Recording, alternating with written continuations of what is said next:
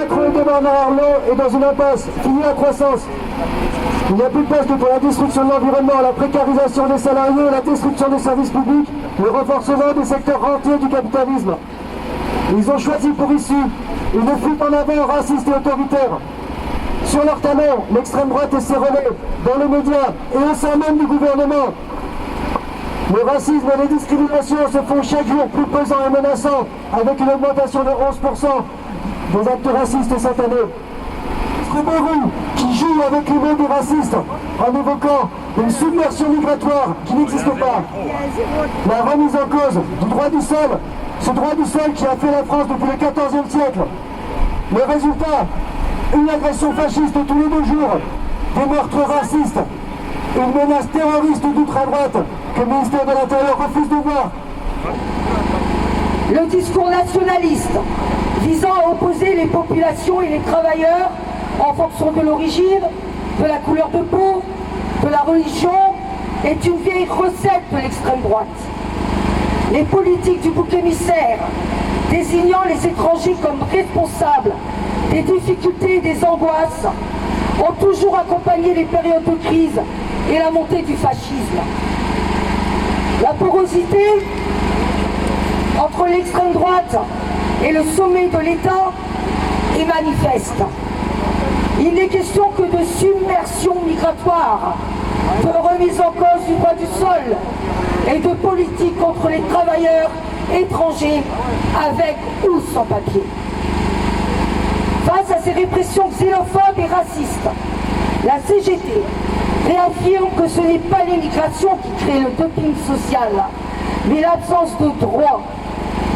Les travailleurs font partie intégrante de la classe ouvrière de notre pays et elles et ils doivent bénéficier de l'égalité des droits. C'est sur les 100, les plus de 100 jeunes qui sont au Formule 1 à Saint-Paul.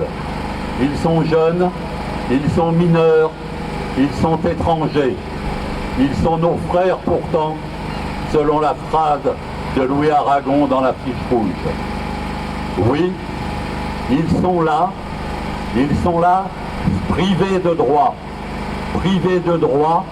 du fait du mépris et du rejet de Poiret, président du conseil départemental, qui conteste à force et à bruit leur minorité.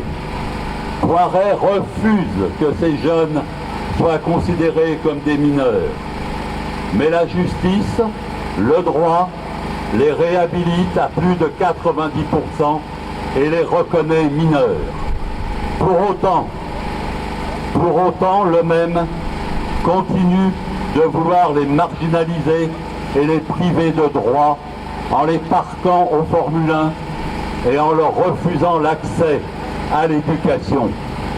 Ce refus de l'accès à l'éducation est une mise en péril majeure pour ces jeunes parce que quand ils vont avoir 18 ans, ils vont devoir demander un titre de séjour.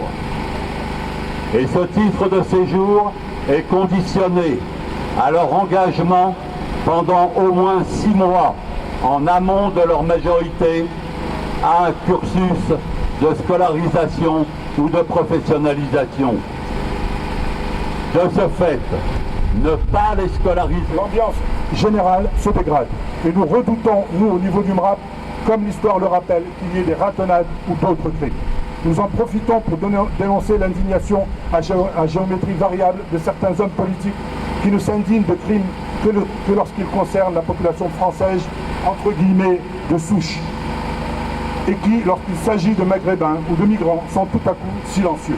Les mêmes qui réclament plus de police, plus de justice, sont muets dès que le crime concerne un citoyen né en France, mais d'origine maghrébine.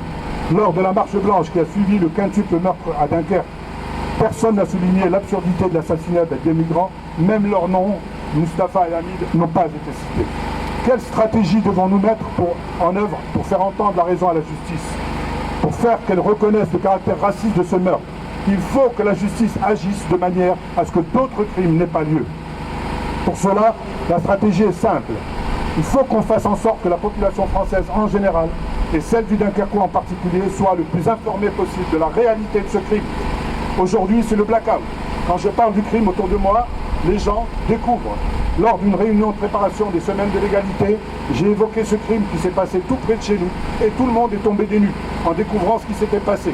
Pour l'instant, le blackout a marché. Il faut que cela cesse. Il faut que tout le monde soit informé et que les médias se saisissent réellement de l'affaire.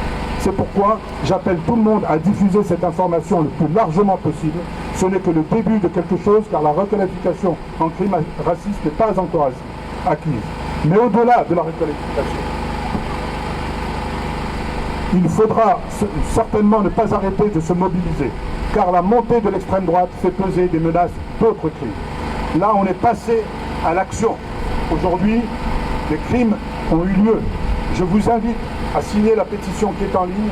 Vous la trouverez très facilement en tapant « Justice pour Jamel » sur n'importe quel moteur de recherche. Restons mobilisés.